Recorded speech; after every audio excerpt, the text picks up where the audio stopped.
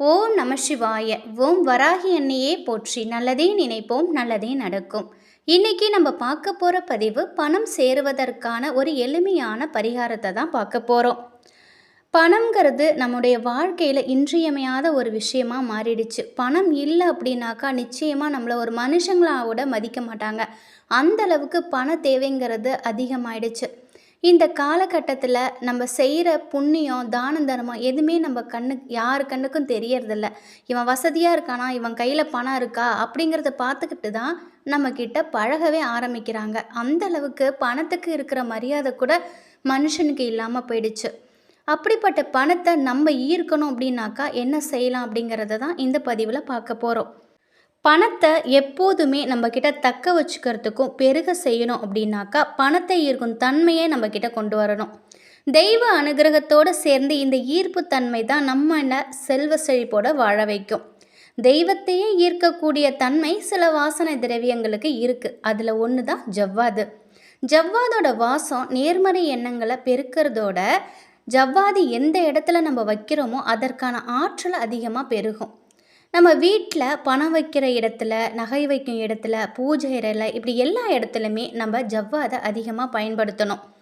கோவில்களில் பார்த்திங்கன்னா இன்றைக்குமே ஒவ்வொரு அபிஷேகத்துலேயும் ஜவ்வாது பயன்பாடு கட்டாயமாக இருக்கும். நம்ம வீட்டில் கலசம் வச்சு வழிபடுவோம் இல்லையா, அதில் கட்டாயமாக கொஞ்சமாவது ஜவ்வாது சேர்ப்பாங்க. இது தெய்வத்தை அங்கே ஆவாகனம் செய்யும் உகந்த பொருளாக இந்த ஜவ்வாது இருக்குது. நம்ம வெளியில் போகிறோம், நம்ம ஒரு காரியம் நினச்சிக்கிட்டு வெளியில் போகிறோம் அப்படின்னாக்கா நம்ம கொஞ்சோண்டு ஜவ்வாதை நம்ம நெத்தியில் பூசிட்டு போனால் போதுங்க. நம்ம என்ன காரியமாக நினச்சி போகிறோமோ அந்த காரியம் நிச்சயமாக நிறைவேறும். அதில் வரக்கூடிய தடைகளை இது தகர்த்தெறியும். அந்தளவுக்கு ஜவ்வாதுக்கு ஒரு தெய்வீக தன்மை இருக்குது. நம்ம குளிக்கிற தண்ணியில் கொஞ்சோண்டு கல்லுப்பு, கொஞ்சம் கஸ்தூரி மஞ்சள், ஜவ்வாது கலந்து குளித்தோம் அப்படின்னா நம்ம கிட்ட இருக்கிற எதிர்மறை ஆற்றல் எல்லாமே விலகிடும். அது மட்டும் இல்லை, நமக்கு இருக்கக்கூடிய தேக தோஷம் நிவர்த்தி ஆகும். நம்மக்கிட்ட நல்ல ஆற்றலும் தெய்வீக தன்மையும் ஏற்படும்.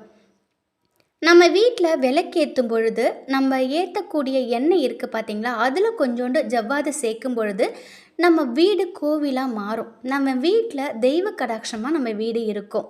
பணம் வைக்கிறதுக்குன்னு நம்ம வீட்டில் பீரோ வச்சுருப்போம். இருந்தாலும் முதல்ல நமக்கு பணம் வருதுன்னா அதை மணி பர்ஸில் தான் வைப்போம்.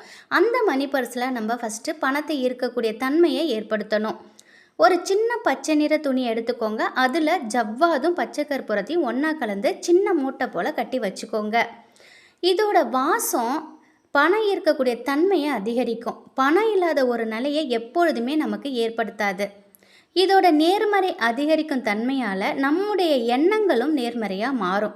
அது மட்டும் இல்லை, புதிய தொழில் வாய்ப்பு, வருமானத்தை பெருக்கிக் கொள்ளக்கூடிய வாய்ப்புகளை நமக்கு தேடித்தரும். அதற்கான முயற்சிகளை எடுக்கக்கூடிய நம்முடைய உடலும் மனமும் நல்ல ஆற்றலோடு செயல்புரியறதுக்கும் இது உதவும். நம்முடைய கெட்ட ஆற்றல்கள் விலகி நல்ல சிந்தனையோடு நம்ம உழைச்சோம் அப்படின்னாலே நம்ம பண பிரச்சனைக்கு ஒரு முடிவு கட்டலாம். அதனால் இந்த ஜவ்வாதை எப்பொழுதும் நம்ம பர்ஸ்லேயே வச்சுருக்கும் பொழுது நம்முடைய நேர்மறை ஆற்றல் அதிகரிக்கும். நம்ம உழைக்கக்கூடிய நமக்கு சக்தியும் அதிகமாக கொடுக்குது, தெய்வ அனுகிரகத்தையும் பெற்றுக் கொடுக்குது. எங்கெல்லாம் வாசனை மிகுந்த இடமாக இருக்கோ அங்கெல்லாம் மகாலட்சுமி தாயார் இருப்பாங்க. நம்ம கூடவே இந்த ஜவ்வாது வச்சுக்கிட்டு வரும் பொழுது, இந்த ஒரு வாசனை இருக்கும் பொழுது நம்முடைய எப்பொழுதும் மகாலட்சுமியோட அனுகிரகம் நமக்கு எப்பொழுதும் இருக்கும். அதனால் ஜவ்வாதை முடிஞ்ச அளவுக்கு நம்ம வீட்டில், பூஜை அறையில், எல்லாத்துலேயுமே பணம் இருக்கக்கூடிய இடம், நகை இருக்கும் இடம், மணி பர்ஸ், இதிலெல்லாம் ஜவ்வாதையும் பச்சை கற்பூரத்தையும் வைக்கும் பொழுது நமக்கு தேவையான பண ஈர்ப்பு தன்மையை நம்ம அதிகரிச்சுக்கலாம். இந்த ஜவ்வாதை வச்சு எளிமையான முறையில் நம்ம இந்த ஒரு விஷயத்தை, இந்த ஒரு பரிகாரத்தை செய்யும் பொழுது நமக்கு நல்ல பலன்கள் நிச்சயமாக கிடைக்கும். எப்பொழுதுமே நம்முடைய உழைப்பு முயற்சியோடு சேர்த்து செய்யப்படக்கூடிய பரிகாரங்களுக்கு நிச்சயமான நல்ல பலன்கள் நமக்கு கிடைக்கும். உழைப்புக்கேற்ற ஊதியம் கிடைக்கும். நம்ம எவ்வளோதான் உழைச்சாலும் நம்மக்கிட்ட ஏதாவது ஒரு கெட்ட சக்தி நம்ம வீட்டில் இருந்துச்சுனாலே நம்மளை வளர விடாது.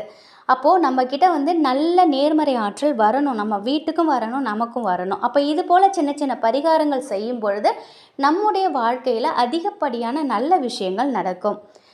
நிச்சயமாக நீங்களும் இதை செய்து பாருங்கள். நல்ல பலனை நீங்கள் கண்கூடாக பார்க்கலாம்.